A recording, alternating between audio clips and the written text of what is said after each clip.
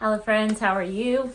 My name's Corbin Reed and welcome back to my YouTube channel. So today I am bringing you a really cool, quick, easy DIY that you can do if you are a beginner using power tools, and you can do it in an afternoon, like on a weekend or something. Basically, I have these nightstands in our bedroom that I refinished. If you want to see how I did that, I'll link the video above and below in the description box. But I refinished these wood nightstands because they were gray and I wanted them to be this rich, deep brown that goes with the green walls in our bedroom. And they're great, but the tops of them were collecting a lot of dust and it was really hard to clean. And I could have just polyed them probably a little more and maybe the surface would have been a little more wipeable, but I ended up finding these tiles on Facebook Marketplace for so cheap. I think I got a lot of 30 for like $50. She gave me a really good deal. And I have so many projects that I'm going to use them for. They're 18 by 18 Carrara marble tiles, and I cut them down with my $75 wet tile saw, and I only had to trim a few inches off, and they fit perfectly on top of my nightstands, and now they're beautiful. They look super high-end, even more than they did before, and they're wipeable and just more durable, and they look really good. So if you want to see how I did that quick and easy DIY, then just keep on watching. So this is where the tables are going. I'll give you a little look. They're just like, they collect dust on top. It's horrible. And this is the reason why I am putting marble on top of here. These are something that I refinished. Refinished these tables a while ago. I actually did a YouTube video on how to like sand down and stain this, and I love the actual look of this wood, but again, it's like, look at that. That is so dusty. So the marble is going to be going on these tables. I'll just give you a little look at the room here.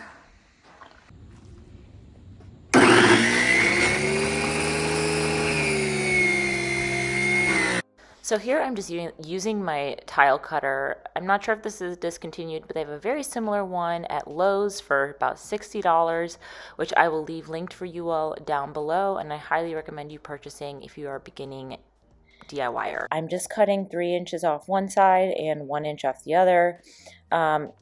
You can see me kind of struggling with this. The tile was heavy, obviously because it's marble, but look at how well this saw cuts it.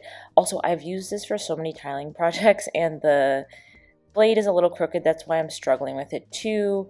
But if you take care of yours, you should be able to make it last long. But it worked perfectly well, and I highly recommend using this for tiling projects for beginners.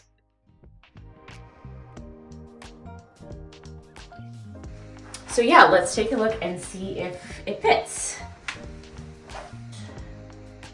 Here they are. I cut them down to 17 by 15, so hopefully it's right. So far, so good. That's one. And the other one. It is a perfect, well, yes, perfect fit. Okay. It looks really, really good. So just a closer look at the tiles. They are polished and there is a tiny seam. I have a grout that is pre-mixed that is the identical color to the stone that I'm going to use to close that gap. All right, next thing I'm going to do is just add some liquid nails to the underside of this with a caulk gun. It's already set where I want it, so I'm just going to do a few dabs. This is just to hold it in place.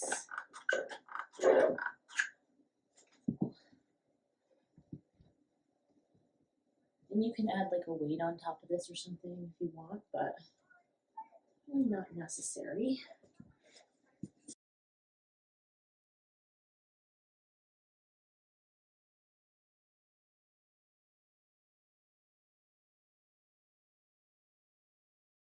So I'm going to let it cure just a little bit. It's good to me. So I'm gonna let this set and then come back with, I have some grout. I have some grout in the same color as the marble. And then you're just gonna need a grout float and a sponge, and that's all you need to apply. This is pre-mixed, so it's super easy to use. I'm just gonna use this on the crack.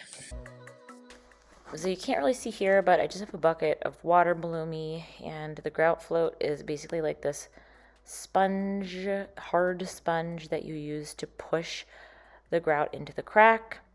So I just take a lump out. It's pre-mixed. You can get non-pre-mixed. It is cheaper, but this stuff stays pretty well. I've had it for, I don't know, almost a year, and it's still good.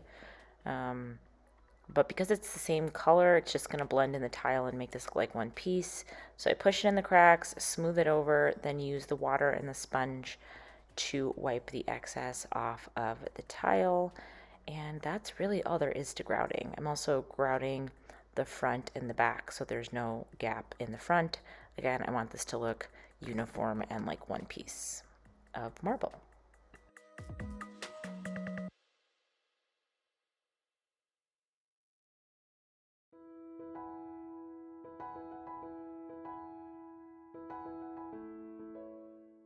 And now for the best part, styling.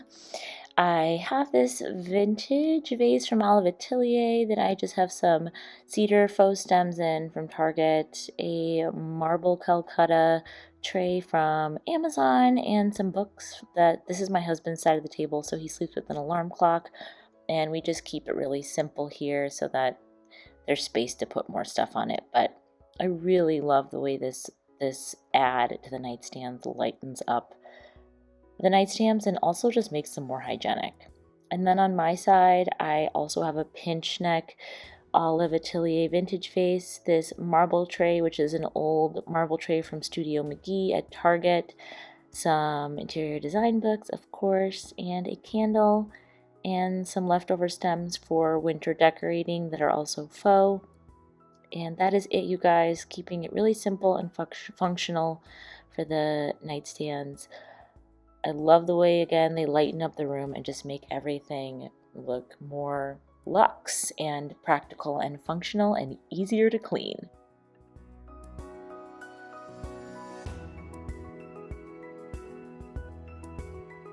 Thank you so much for tuning into today's video. I hope you guys enjoyed. If you did, please be sure to hit that subscribe button so you don't miss any of my upcoming videos. I've had a couple of you tell me you didn't see me all of December, which is weird because I posted a ton of Christmas content in December. So please be sure to subscribe so you don't miss any of my videos, and also leave a comment down below. It just helps YouTube know that you guys are watching my videos and you enjoy them, and it helps me continue to bring you elevated, free content for you to enjoy and learn from. And also be sure to follow me over on Instagram. Now that TikTok is gone, I'm gonna be posting a lot more over there, and it's just more minute-to-minute updates, and you get sort of the behind the scenes before I actually post on YouTube, which usually comes a lot later because these videos take longer to edit. So thank you guys for tuning in. I have a ton more content coming your way, and I'll see you in the next one.